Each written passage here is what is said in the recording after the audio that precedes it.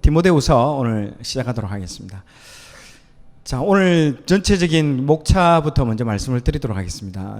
인트로, 그리고 이 디모데후서를 이제 누가 썼는지, 그리고 누가 받는 책인지, 그리고 이 책은 언제 쓰여졌고 이 의미는 또 무엇인가, 또 이 책을 쓴 목적, 그리고 특징, 구조, 본문 속으로, 그리고 오늘은 또 아까도 얘기했다시피 13개 서신, 바울이 썼던 13개의 서신 중에 마지막 책이기 때문에 총정리하는 그런 바울의 일생과 바울 서신의 정리와 일생들을 한번 정리하고 결론 맺는 그런 시간 갖도록 하겠습니다. 올해 12월 한 해 이제 마지막 달에 바울 서신의 그 마지막 책인 디모데후서를 하게 된 게 참 하나님 기가 막힌 타이밍이고 의미 있습니다. 뭐 저희들이 이렇게 계획한 것도 아닌데 진행하다 보니까 이렇게 맞아 들어가는 것들도 참 하나님의 은혜이며 하나님의 타이밍인 것 같습니다. 그러면서 동시에 이 목회 서신의 마지막 책이기도 한 디모데후서입니다. 그래서 바울 서신 13개의 바울 서신 중에 마지막 책이면서 동시에 목회 서신의 마지막 책이죠. 목회 서신이 디모데전서, 디도서, 디모데후서, 마지막 책인 디모데후서입니다. 저는 이 성경 개관을 하면서 참 많은 것들을 배우고 있습니다. 특별히 이제 옥중 서신인 에베소서, 골로새서를 하면서 이 교회가 무엇인가, 이 교회에 대한 부분들을 참 많이 배웠습니다. 구약할 때는 제가 이제 이런 부분들 교회에 대해서 잘 몰랐는데 신약에 넘어와서는 하나님이 교회를 얼마나 사랑하며 특히 구약에서 약속했던 그 약속을 이스라엘 백성들이 구약을 파기하잖아요. 구약의 그 약속들을 파기하고 하나님께서 예수 그리스도의 십자가의 피로 다시 언약을 맺지 않습니까? 누구랑? 교회와 이제 언약을 맺게 되는 거거든요. 그만큼 교회가 굉장히 중요한 부분들입니다. 그래서 이 교회론에 대해서는 에베소서와 골로새서를 통해서 얼마나 주님께서 이 교회를 사랑하시는지 그에 대해서 언급을 다 되어 있고요. 그리고 이 교회를 이 사람의 인체에 대해서 교회 안에서 구성되어 있는 모든 사람 한 사람을 우리 사람의 인체에 비유해서 참 설명을 해놨더라고요. 근데 왜 인체에 비유했느냐?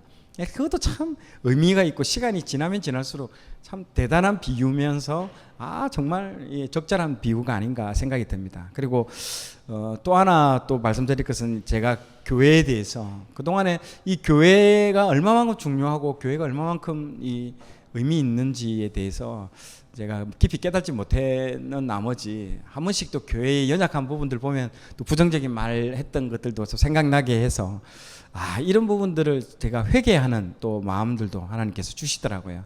그래서 내가 얼마나 큰 죄를 이 교회를 부정적으로 얘기하고 교회에 대해서 비판하고 있던 부분들이 얼마나 큰 죄를 지었는지에 대해서 하나님께서 말씀을 통해서 깊이 깨닫게 해주셨던 그런 시간들이 또 있었습니다. 근데 이번에 이제 목회 서신을 디모데전서, 디도서, 오늘 이제 디모데후서를 준비하면서 또 동일하게 하나님께서 메시지를 주시더라고요.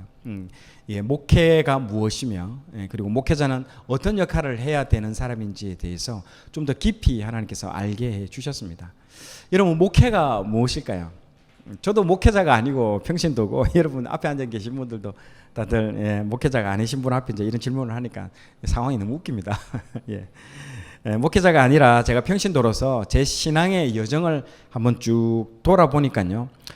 이 신앙의 여정이 여러 단계가 있더라고요. 그 중에 구원받기 이전의 단계, 그리고 구원의 단계, 그리고 성화의 단계, 하나님이 쓰시는 단계, 이렇게 한 사람의 인생에서도 여러 단계를 통해서 인생의 그 신앙 여정을 통해서 쭉 보면요, 이런 여러 단계들이 있더라고요. 이제 거기에 맞는 이 목회는요, 한 사람의 성도가 이 신앙 여정의 여정 가운데에 거기에 가장 또 적합한 지도를 통해서 또 이 목회를 해야 되는 부분들이 있더라고요. 저는 이 성화의 단계에서도 엎치락뒤치락 했습니다.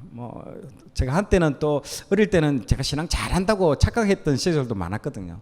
다 지금 와서 돌아보면 다 속았다라는 생각이 많이 듭니다. 사단 마귀에게 내가 참 속았구나. 내가 신앙 잘하고 있다는 그 생각들이 내가 선줄로 알거든 넘어질 줄로 조심해라라는 그 말씀이 맞는 말씀이라는 거죠. 좀 깊이 깨닫게 됩니다.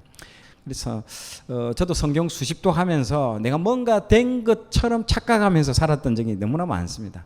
그런데 하나님께서는 이런 저와 같은 자를 인생의 채찍과 사람 막대기를 통해서 나를 하나님께서 돌아오게 해 주셨습니다. 이런 상황을 옆에서 지켜보는 목회자의 심정은 얼마나 힘들까요? 그래서 목회는 한마디로 말해서 기다림인 것 같습니다. 기다림. 한 영혼을 기다려주고 또 그 사람이 변화될 때까지. 보통 그 기다리지 못한 사람들이 막 자기가 억지로 뭐 이렇게 사람을 이렇게 변화시키려고 이렇게 하잖아요. 그럼 더 어긋나게 되는 경우가 많고 더 돌아가게 되는 경우가 많더라고요. 그래서 기다린다라는 게 참, 예수님도 우리를 끝까지 인격적으로 기다려 주시잖아요. 우리가 변화될 때까지. 그래서 문 밖에서 서 있는 그림 보셨죠? 그게 기다려주는 거죠. 문을 열 때까지 기다려주는 그런 예수님의 어떤 모습도 있는 것 같습니다. 그래서 한 명의 성도가 제자로 세워질 때까지 인내하면서 기다려주는 게 참 어려운 것 같습니다. 그래서 하나님이 쓰시는 단계가 되면요, 이 목회자의 동력자가 이제 목회자의 그 동역자가 되는 단계가 참 하나님 쓰시는 단계인 것 같아요.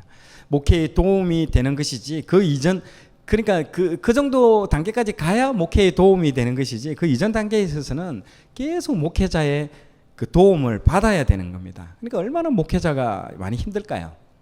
일반 세상에서도 여러분 여러 직업군이 있는데 그 중에서 가장 어려운 직업군 중에 하나가 뭘까요? 사람 상대하는 겁니다. 사람 상대하는 직업이 굉장히 어렵다는 얘기를 많이 하더라고요. 나중에 사람 냄새 난다라는 말 할 정도로 정말 어려운 직업 중에 하나죠. 특별히 교회 오는 사람들이 여러분 천사가 아니거든요. 세상적인 사람들이 와서 변화되는 곳이 이제 교회라는 것입니다. 변화되기 전에는 모두가 뭡니까? 죄인입니다. 죄인. 지금도 죄인인데 지금은 이제 우리가 용서함 받은 죄인들이잖아요. 용서함 받은 죄인들. 그 죄인을 상대하기 때문에 그 사람 안에 있는 그 죄성을 목회자가 다 감당해야 되는 거거든요. 그래서 목회자들이 힘든 겁니다. 여러분들 그 우리아 아시죠? 네. 우리아가 그 다윗의 모든 죄를요, 그 사람이 다 감당하고 있잖아요. 그래서 우리아의 모습을 통해서 예수 그리스도의 모습을 우리는 볼 수가 있습니다. 정말 그 한 사람의 그 안에 있는 죄를 감당하는 그 목회자가 얼마나 힘들까요?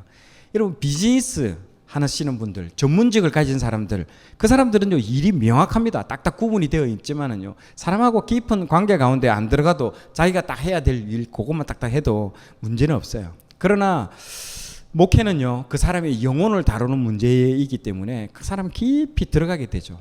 그렇기 때문에 어렵다는 겁니다. 어렵고 힘들고 이게 보통 이게 그런 뭐 9 to 6의 그런 개념의 어떤 직업이 아닙니다. 사명감이 없으면 목회의 길로 가면 안 되는 거죠. 직업으로 생각해서는 가면 절대 안 되는 길이 이 목회의 길인 것 같아요. 그래서 이 목회 서신이 가지고 있는 의미를 한번 돌아봐야 될 것 같아요. 그래서 이렇게 성도들을 돌보는 것도 여러분 정말 쉽지 않거든요. 아까 말했듯이 상대방에 있는 죄성을 내가 죄를 감당해주는 그 일도 쉽지 않지만은요. 목회자 자신의 그 영성을 관리하는 거, 돌보는 거 이것 또한 또 쉽지 않습니다. 오죽했으면 사도 바울도 이런 말을 했습니다. 같이 한번 읽어볼까요? 고린도전서 9장 27절 시작.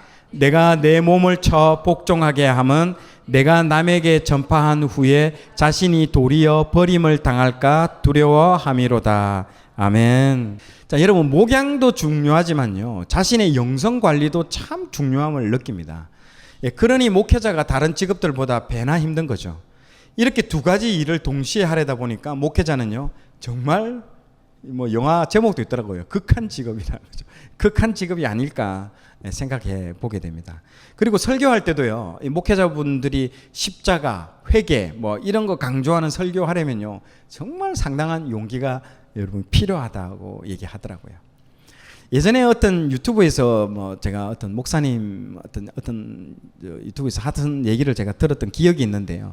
어떤 목사님께서 자신의 친구 사례라면서 말씀을 하셨는데 그 목사님의 그 친구분이 어떤 대형 교회에 담임 목사로 이제 청빙이 되었다고 얘기를 하더라고요. 그 청빙된 교회 전임 목사님께서 주로 어떤 설교를 했었냐면 축복 뭐 그리고 예수 믿는 사람은 뭐 항상 성공한다 뭐 이런 설교들을 주로 이제 많이 하셨던 분인 것 같아요. 그런데 이제 새로 부임한 이 목사님께서 막 이제 거룩을 강조하면서 십자가, 회개 막 이런 설교들을 계속 하고 하니까 설교할 때 이 앞에서 이제 성도님들이 쳐다보잖아요. 이 쳐다보는 얼굴 눈빛들이 다르다고 얘기를 하더라고요. 울그락불그락 하면서 이게 지금 뭐 예사롭지 않다라는 눈빛들을 보고 상당히 부담감을 많이 느꼈다고 얘기를 하더라고요. 그래서 성도들이 그리고 몇 달 동안 그렇게 고민하다가 성도들이 원하는 설교를 하느니 차라리 사임하는 것이 낫겠다라고 해서 자진해서 그만두고 해외로 선교사로 나갔다라는 그런 얘기도 제가 들었는데요. 정말 이렇게 어떤 메시지를 전하는 것 이것도 쉽지 않습니다. 여러분 십자가와 좁은 길 회개 이런 메시지 전하는 것도 쉽지 않습니다. 저는 뭐 목회를 하지 않기 때문에 저는 마음껏 전에도 부담이 없지만은요. 정말 목회를 하시는 그 깊은 관계 가운데 들어가는 분들은 어려울 것 같다라는 생각을 많이 들더라고요. 그래서 목회자는 자신의 안에 있는 죄의 세력과도 싸워야 하지만은요. 성도들 안에 있는 죄의 세력과도 영적 전투를 해야 하기 때문에 정말 쉽지 않습니다. 오늘 우리가 보게 될 디모데후서도 같습니다. 사도 바울은요. 디모데후서 4장 7절 같이 한번 읽어볼까요? 시작. 나는 선한 싸움을 싸우고 나의 달려갈 길을 마치고 믿음을 지켰으니. 아멘. 자신의 인생을 돌아봤는데 잘 마무리했다라는 말을 이렇게 한 것이죠. 여기서 참 이렇게 말하기도 쉽지 않지 않습니까? 이게 자기가 인생 목회를 다 돌아보고 이렇게 고백할 수 있는 사람이 과연 몇 명이나 될까요? 참, 그러니까 정말 이런 고백을 할 정도로 정말 이 사도 바울은 최선을 다해서 정말 달려왔다라고 자기 스스로 고백을 합니다. 자, 여러분 방금 읽었던 이 구절에서 우리가 핵심 동사를 주목해서 봐야 됩니다. 자, 핵심 동사가 뭘까요? 자, 싸웠다, 마쳤다, 지켰다. 이 세 가지. 바울 자신이 목회자로서의 삶을 돌아볼 때 이 세 가지를 했다라고 얘기를 하고 있는 것입니다. 쉽지 않습니다. 이 세 가지. 성령으로 시작해서 육신으로 마치는 그런 경우가 얼마나 여러분 많습니까? 정말 우리를 돌아보게 하는 말씀이죠. 마지막까지 치열한 영적 그 싸움을 통해서 믿음을 지킨 그 목회의 선배로서 후배 목회자에게 꼭 전해주고 싶은 말들이 있었는데 그게 과연 무엇일까? 그게 오늘 디모데후서를 통해서 우리가 한번 살펴봐야 될 내용이라고 할 수 있습니다.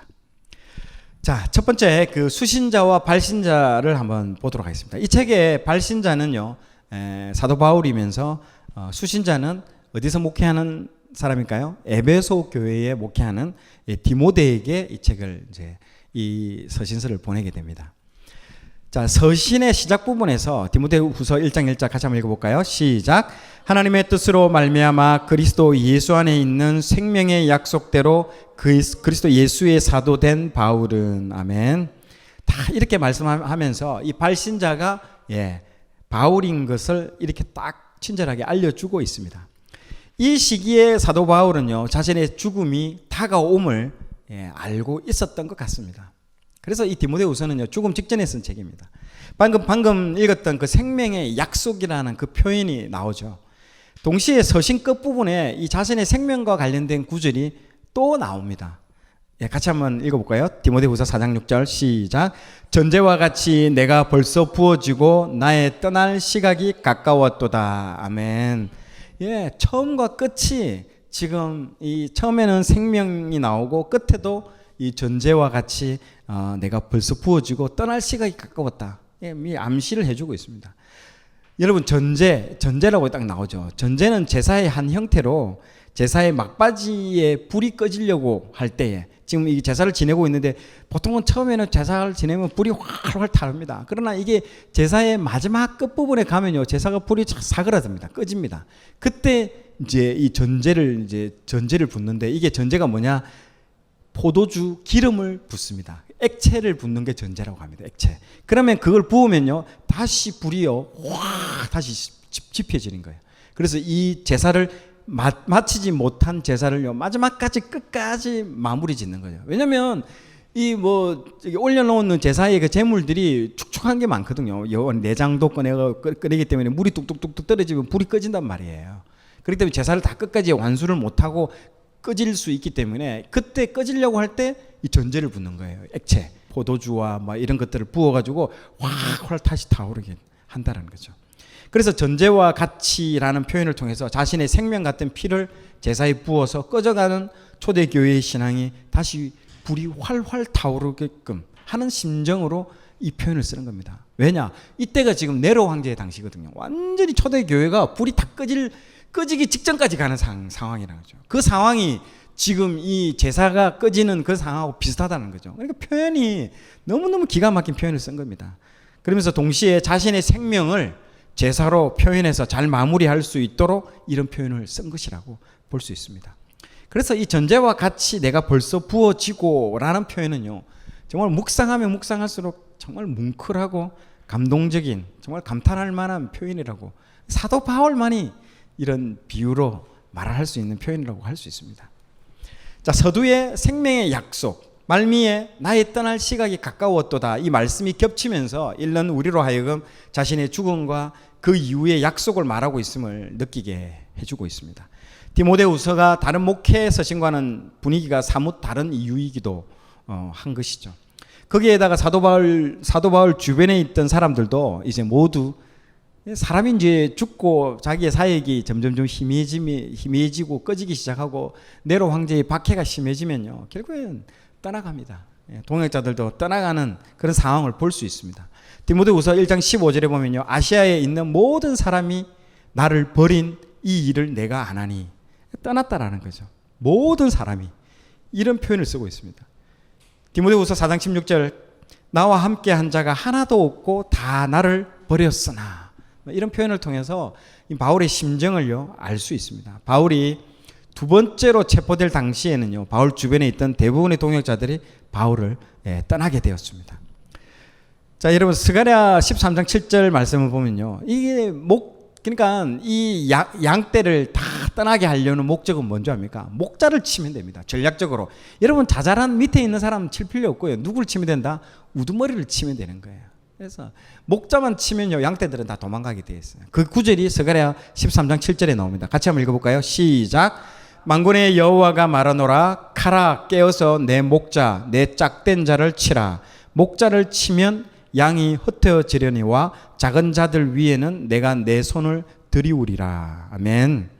목자를 치면 양떼들이 흩어진다는 말씀을 방금 읽었던 것처럼 예수님께서 잡히실 때도 예수님을 딱 바로 쳐버리잖아요. 체포를 하잖아요. 그러자 어떻게 됩니까? 저 그림과 같이 제자들이 뿔뿔이 다 흩어지고 도망가게 되는 것이죠. 사단은요, 항상 탑 리더를 공격합니다. 목자를 공격하죠. 왜냐하면 여러분 다윗과 골리앗 싸움할 때 어떻게 됐을까요? 다윗이 골리앗을 쓰러뜨리고 그냥 죽여버리니까 나머지 졸개들은 그냥 다 흩어져 버리죠. 그거로서 전쟁 끝나버립니다.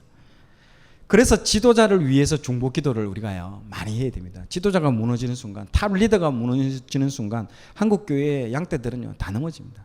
지금 수많은 그런 일들이 많이 있었지 않습니까? 죽음을 앞두고 주변의 핵심 동역자들이 거의 다 떠난 바울의 상황을요, 여러분 우리가 이 디모데후서를 읽기 전에 머릿속에 탁 넣어야 됩니다. 그러고 난 이후에 이걸 읽어야 사도 바울의 마음을요 읽을 수가 있다는 것이죠. 자, 오늘 내용이 좋았다면 좋아요, 구독 부탁드리겠습니다. 좋아요, 구독, 알림 설정은 콘텐츠 제작에 큰 힘이 됩니다.